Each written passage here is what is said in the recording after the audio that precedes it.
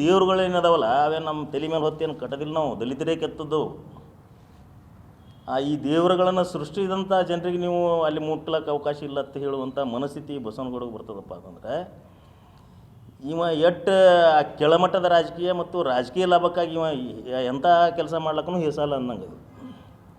ಇವ ಅಜ್ಞಾನಿ ಮೂರ್ಖದನ ಮತ್ತು ಬೇರೆ, ಆದರೆ ಇಟ್ಟು ಕೀಳು ಮಟ್ಟಕ್ಕೆ ಹೋತಾನೆ ಅನ್ನೋದು ಏನು ಅವ ಹೇಳಿದ್ದೆ ಏನೋ ಒಂದು ಇವನ ತಲೆಯಾಗೇನು. ಹಂಗಿದ್ರೆ ಇವ್ರು ಸನಾತನಿಗಳು ಯಾರು ಬಸವನಗೌಡ ಗೊತ್ತಾಗಬೇಕಲ್ಲ. ಉಳ್ಕೋದವ್ರಿಗೆ ಕೇಳಿದ್ರೆ ಪಾಕಿಸ್ತಾನಕ್ಕೆ ಹೋರಿ, ಅಫ್ಘಾನಿಸ್ತಾನಕ್ಕೆ ಹೋರಿ, ಬಾಂಗ್ಲಾಕ್ಕೆ ಹೋರಿ ಅಂತ ಹೇಳ್ತಿ.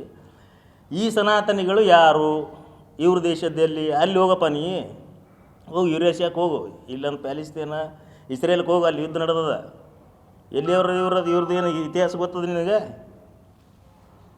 ಹೋಗು. ಇವ್ರೇನು ಭಾರತದ ಮೂಲ ನಿವಾಸಿಗಳ? ಇವರು ಬಂದು ನಮ್ಮ ದೇವ್ರುಗಳಿಗೆ ಪೂಜೆ ಮಾಡ್ತಾನೆ.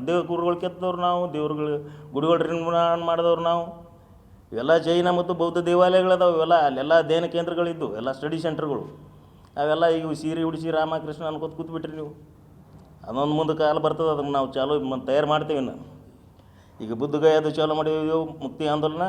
ಇನ್ನು ಮುಂದೆಲ್ಲ ಸಾಮ್ರಾಟ್ ಅಶೋಕನ ಕಾಲದಾಗ ಏನು 84,000 ಬುದ್ಧ ವಿಹಾರಗಳೇನಿದ್ದು ಮತ್ತು ಬುದ್ಧ ಏನು ಬುದ್ಧಿಸಮನ್ನು ಅಲ್ಲಿ ಕಲಿಸಿದ್ರು ಮತ್ತು ಬೌದ್ಧ ಭಿಕ್ಕುಗಳನ್ನು ತಯಾರು ಮಾಡಿ ಸಮಾಜದ ಒಳ್ಳೆಯ ವಿಚಾರಗಳನ್ನು ಹರಡಲಿಕ್ಕೆ ಏನು ಬಿಡ್ತಿದ್ರು, ಅದನ್ನು ಮತ್ತೆ ಹೊಳ್ಳಿ ಮರುಸ್ಥಾಪನೆ ಮಾಡೋ ಕೆಲಸ ನಾವು ಮಾಡ್ತೀವಿ.